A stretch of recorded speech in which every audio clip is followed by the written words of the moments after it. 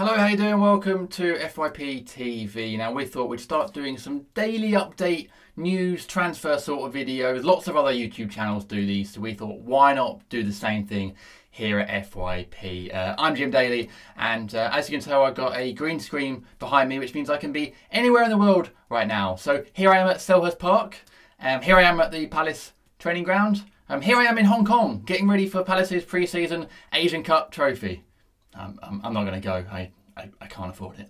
So let's just get straight into what's in the Palace news today. And the big name dominating the news is Mamadou Sakho.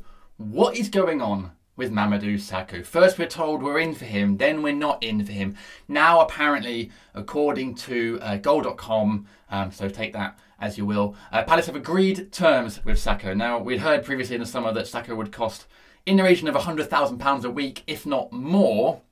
So if Palace have agreed those terms, that's a big statement from the club to really build on last season and give De Boer the best team possible. The biggest stumbling block, though, is going to be Liverpool's £30 million valuation, which apparently they are not budging on. So even though we've heard that Palace have agreed terms with Mamadou Sakho, they probably still won't pay the £30 million, or Parish has at least quoted as been saying that's too much. So unless they can get Liverpool down from that 30 million, I don't know how far this transfer is going to go, but clearly it's one that's going to run and run throughout the summer. We're going to probably hear more things from this, hopefully some negotiations on that £30 million. But I think this is going to be the big transfer saga of the summer. I personally would love to see Sakho back. Is he worth £30 million? I mean, when you think about the impact he had last season, 4 clean sheets in his first 5 games and 5 wins in those games, basically turning our season around. I mean, that was a huge impact. If Palace can get that sort of form back from him again, and he can have the same influence on the back four and pretty much the whole team, then is £30 million that much money? Everton just spent that on Michael Keane, and I'd argue that Sakho is a much better player. They spent that on Jordan Pickford as well. It's not far off the going rate at the moment, is it? So £30 million, it's not really Palace money, but then, hey, we're in a brave new world of Palace spending now, aren't we? So who knows? Because central defenders are high on the priority list for Palace, as we've seen with Mamadou Sakho, they are pretty much getting linked with defenders every day of the week. And the latest one is Bastia defender Alexander Chiku. Bless you. He's 22, he's a central defender, and he plays for League 2 side Bastia, who are desperate to get rid of him because they have got serious financial problems. So they need to sell some of their players to raise funds to keep going as a team and to avoid automatic relegation. So he probably wouldn't cost more than about €3 million, which I think is about let's say £2.5 million. I have no idea. I'm not a financial person.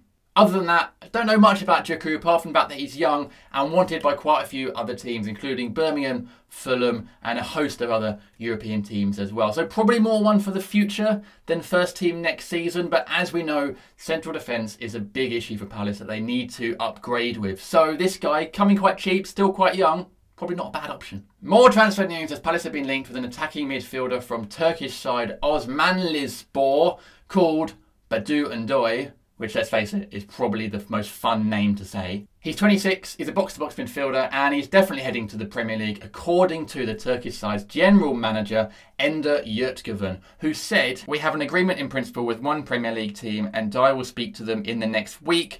I think this transfer should be official by next week because we believe Ndoye also wants to play in the Premier League."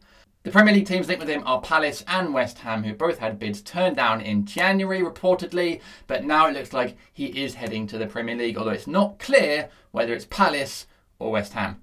Do Palace need him? Well, he'd probably fit in quite well to Frank de Boer's new 4-3-3 system if he plays that. That's the system that he favoured at Ajax and Inter Milan. He's box-to-box midfielder, and he definitely adds some competition in the centre of midfield. Probably to the likes of Jason Puncheon, who, as much as we love, he's an absolute hero, club captain. He hasn't really been producing the goods in terms of assists and goals last season. So maybe he needs a bit of competition, and Ndoye could be the perfect person to give him that. Finally then, the TV fixtures for the first couple of months of the season have been announced, and Palace have had 2 games moved. They're not particularly exciting ones. The first is away at Burnley, which has gone from Saturday the 9th of September to Sunday the 10th with a 1:30 PM kickoff. That's going to be quite an early start for anyone heading up to Turf Moor that day.